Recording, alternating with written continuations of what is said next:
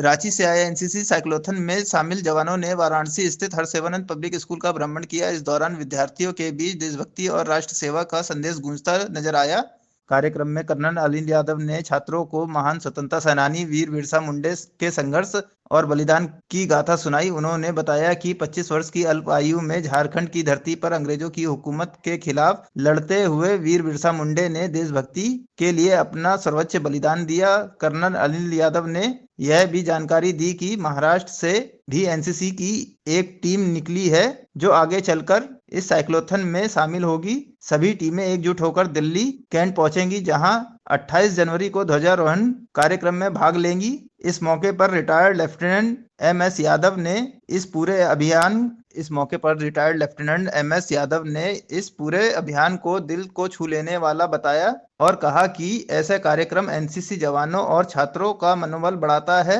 वहीं nursing staff Prabhakar Kumar ने खुद को इस साइक्लोथन का हिस्सा बनने पर गर्व महसूस करते हुए बताया कि हर दिन मार्च शुरू होने से पहले सभी जवानों का स्वास्थ्य परीक्षण किया जाता है। हरसेवानंद पब्लिक स्कूल के प्रिंसिपल ए.के. चौबे ने भी एनसीसी जवानों का स्वागत करते हुए कहा कि ऐसे आयोजन विद्यार्थियों के अनुशासन, देशभक्ति और सेवा भाव को मजबूत करता है।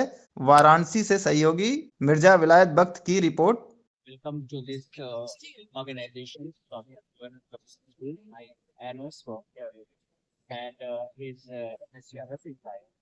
is the principal of this organization. Sir, I have a very wonderful question. You have been coming from, covering a long distance, and what kind of expedition this is? How can you describe? I'm Colonel Anil Yadav. I'm CEO for Jharkhand Girls Battalion Dumka. As you are aware, this cyclotron started from Ranchi and we are heading till New Delhi. So it has been a challenging task, weather-wise, physical fitness, mental robustness. But with the type of training we have given to our NCC cadets, this is a sort of cakewalk for us so far. It is a kind of adventure or expeditions that demands a lot of, courage and mental toughness. How do you prepare yourself? Please. There is a saying in Hindi, कि मन के हारे हार है, मन के जीते जीत. So with keeping that thing in mind, we have trained our cadets for 2 months or so, physically and mentally, and they are ready to face all the challenges. Today, as on today, we have traveled around 450 kilometers, and with the grace of God, with the blessings of Birsa Munda, our training, and all the support from civil administration, whether it is medical department, police department, and all the institutions and route, including yours, this has been very good experience so far. Okay, sir, what is the lateral purpose of this expedition, please? Lateral purpose, as I brought out, key to tell public about Birsa Munda, how in the young age of 25, he sacrificed his life fighting the Britishers to save Jal, Jungle, and Jameen, which belong to tribal people. So tell about him, common people. Thank you, sir. Now, once again, now we have MS Yadav, retired lieutenant sir, किस तरह से आपने इसको host किया? बड़ी खुशी हुई कि हमारे इस प्रांगण में और कर्नल यादव साहब अपनी टीम को लेकर आए, बड़ी खुशी की बात है। सो आप लोग देख सकते हैं कि कितनी सारी यूनिट एक साथ मिलती है, तब जाकर कोई एक इस तरह का इवेंट, जो कि हिस्टोरिकल इवेंट आप कह सकते हो कि फर्स्ट टाइम इस तरह की एक्सपीडिशन हुई है। अब चलते हम अपने प्रिंसिपल सर के साथ, जिन्होंने शुरू से आखिर तक बहुत ही सहयोग दिया। सर, किस तरह का एक्सपीरियंस रहा? एक तो 91 यूपी बटालियन एनसीसी के तत्वावधान में आज जिस तरीके का साहसपूर्ण ये प्रदर्शन यहाँ किया गया है, कैप्टन अनिल सर के नेतृत्व में जितने सारे कैडेट्स एक लंबी यात्रा के लिए साइकिल से निकले हुए, तो समाज को न सिर्फ साहस का संकेत देता है, एक प्रेरणा भी देता है कि समाज के लिए हम भी कुछ हैं। सर, इस तरह के जो प्रोग्राम होते हैं, क्या आपको ऐसा लगता है कि शिक्षण संस्थान को डायरेक्ट नेशनल जो मेन स्ट्रीम है उससे जोड़ा जा सकता है, ये उसके लिए क्या बहुत फायदेमंद है? जी बिल्कुल बिल्कुल। भारत की एकता आप कह लीजिए, यह सामाजिक संस्थाओं का ये नैतिक दायित्व है कि भारत की एकता के लिए इस तरीके के कार्यक्रम आयोजित। और इससे सर हमारी सामरिकता या हमारे सैन्य शक्ति को इस तरह का बैक सपोर्ट मिलता है? बेसिक यूनिट है, सबसे प्रथम यूनिट तो एनसीसी को ही कहा जाता है भारतीय एकता के संदर्भ में। तो निश्चित तौर पे ये इसकी इकाई के तौर पे अपना उत्तरदायित्व का निर्वहन सम्यक पूर्वक करते हैं। साथ में देश के युवा शिक्षक थे जिन्होंने कई कई तरह का एक्सपेडिशन भी किया है। क्या I am Corporal Divya Kujur from 46th Jharkhand Battalion NCC Kumla. I am pursuing a Bachelor of Arts. Okay, आप मुझे ये बताइए कि आप इतनी देर इतने लॉन्ग डिस्टेंस आपने कवर किया, किस तरह की दिक्कतें या मुश्किलों का सामना करना पड़ा? सर दिक्कत तो हमें नहीं हुई, बट हमारा मन में यही था कि हमें वाराणसी पहुंचना है। तो यही जज्बा के साथ हम सभी युवा एक साथ एकजुट होकर साइकिलिंग कर यहाँ पहुंचे हैं। अच्छा, आपको कहीं लगता है कि किसी भी व्यक्ति का जो जज्बा उसकी परेशानियों से कहीं ज्यादा ऊपर होता है और वो हमेशा आपका साथ देता है? Yes sir. ओके, किस तरह से कोई ऐसी परेशानी जहाँ पे आपको लगा हो, क्योंकि इतनी लंबी एक्सपेडिशन करने में, साहसिक यात्रा करने में कहीं ना कहीं मैनेजमेंट, कहीं ना कहीं कोऑर्डिनेशन, बहुत सारी यूनिट एक साथ मिलकर काम करती है, तब जाके ये घटना, एक जो इवेंट होता है, तो ऐसा कोई भी परेशानी जहाँ पे आपको लगा हो कि आगे सफर नहीं हो सकता है? ऐसा तो हमें नहीं लगा सर, क्योंकि हर बटालियन से हमें हमारा साथ मिला है, इसलिए हमें वही बहुत खुशी हो रही है और हम लोग यहाँ सही सलामत पहुँच चुके हैं। Thank you. Cadet Anita Kumari from 46 Jharkhand battalion. Miss Amita, आप मुझे ये बताइए कि इतनी लंबी यात्रा को करने में जो आपके कोऑर्डिनेटर थे, जो अपर हिरार्की है, उन लोगों से आपको किस तरह का सहयोग मिला? बहुत अच्छे सहयोग मिला सर, और हमारे बटालियन के सर लोग बहुत साथ दिए और हम लोग को ट्रेनिंग भी कराए। उसके बाद में हमारा टेस्ट भी हुआ रांची में।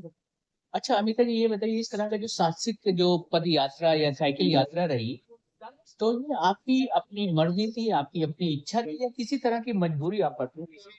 कोई मजबूरी नहीं था सर, हमारे सीनियर को मतलब बुलाया गया वहाँ बटालियन के लिए, तो हम गए और हमको बहुत अच्छा लगा कि दिल्ली जाना है साइकिल से। अच्छा, ये बताओ, जिसका अंत होगा वो दिल्ली में, तो वहाँ पे किस तरह से आपका स्वागत किया जाएगा या आपकी प्लानिंग फर्दर क्या है? हमारी प्लानिंग वहाँ का तो नहीं पता सर, लेकिन हम लोग से जा रहे हैं तो हर जगह हम लोग का अच्छे से स्वागत किया जा रहा है, वेलकम किया जा रहा है, और यहाँ भी बहुत अच्छा लग रहा है और हम से पहुँच करके। Thank you Amita ji.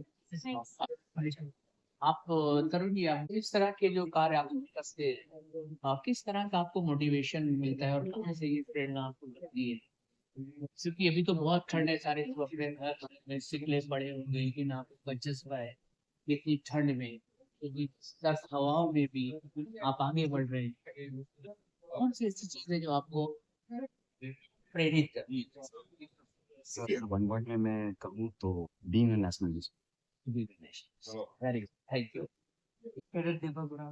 Okay, Deepak ji, आप ये बताइए, आप जो इस यात्रा में जुड़े उसका कुछ अनुभव बताइए, कुछ खट्टी मीठी यादें बताइए। मैं मतलब एक जगह में जाके भगवान के समुद्र के बारे में बताने सीख रहा है, और झारखंड के का मुद्दा उसके बारे में लोग क्या थे, वो क्या किए अपने राज्य के लिए, उसके बारे में बताने का एक्सपीरियंस मिल रहा है लोगों को। ये बताना चाहते हैं कि वो भी 25 साल की उम्र में क्या करते हैं। 130 किलोमीटर की दूरी तय करना अपने आप में बहुत बड़ी चीज है। वो मौसम अगर ठंड हो, जहाँ पे स्वास्थ्य को लेकर तरह तरह की दिक्कतें आती है, ऐसे में एक पूरी टीम को लेकर आना, वो भी स्वस्थ रखना, ताकि आगे का सफर जारी रहे। आज हमारे साथ जो है ये जो साहसिक साइकिल यात्रा है, उस ग्रुप के जो डॉक्टर है, मैं आपसे उनका परिचय कराता हूँ। हाँ डॉक्टर साहब, आप अपना परिचय दीजिए। जय सर, जय जवान। मैं हवलदार nursing assistant Prabhakar Kumar, army medical corps. मैं आर्मी से ही हूँ। मैं नर्सिंग असिस्टेंट, जो कि मैं साइक्लोथन टीम का मेडिकल टीम का सदस्य हूँ। जो मैं सबसे पहले कहना चाहूँगा कि मुझे बहुत ही गर्व है और कि मैं अपना बिरसा मुंडा जी के साइक्लोथन टीम का हिस्सा हूँ, जो कि मैं रांची से लेके इनके साथ न्यू दिल्ली तक सफ़र तय कर रहा हूँ। स्वास्थ्य के मतलब जो साइक्लोथन टीम का जो सदस्य है उनका सबसे पहले हम स्टार्ट करने से पहले मैं उनका वाइटल चेक करता हूँ, जैसे बीपी मॉनिटरिंग होता है, अगर फिट है या अनफिट है।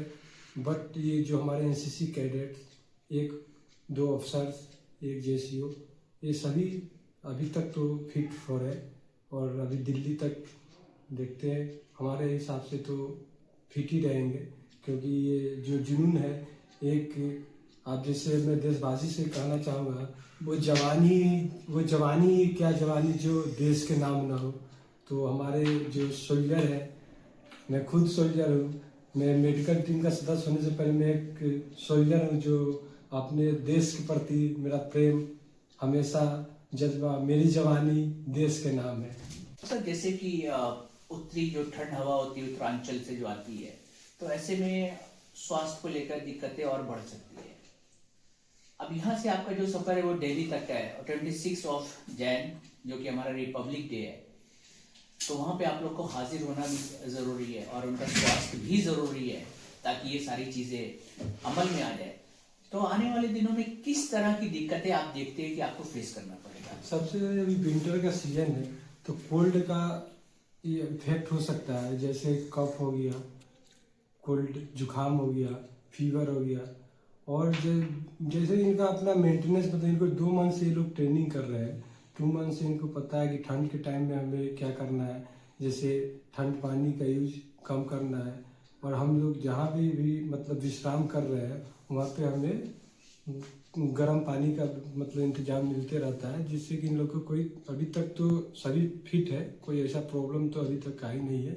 नॉर्मल बॉडी पेन ये सब तो होता है, लेकिन ये सोल्जर एनसीसी कैडेट है, जो कि समझिए तो ये अभी से ही सोल्जर हो चुके हैं, तो इनको अभी तक कोई ऐसा प्रॉब्लम फेस तो नहीं करना पड़ा है। और मैं यही कहना चाहूँगा कि जो हमारा साइक्लोथन टीम है, इनके पास जुनून और जोश दोनों हाई है। ये सारे एपिसोड को कवर करते हुए अब हम लोग जो इसके करता धरता है, जो कि हॉस्टल सुपरिटेंडेंट है MS यादव, रिटायर्ड लेफ्टिनेंट, और बहुत ही प्रेरणा स्रोत है।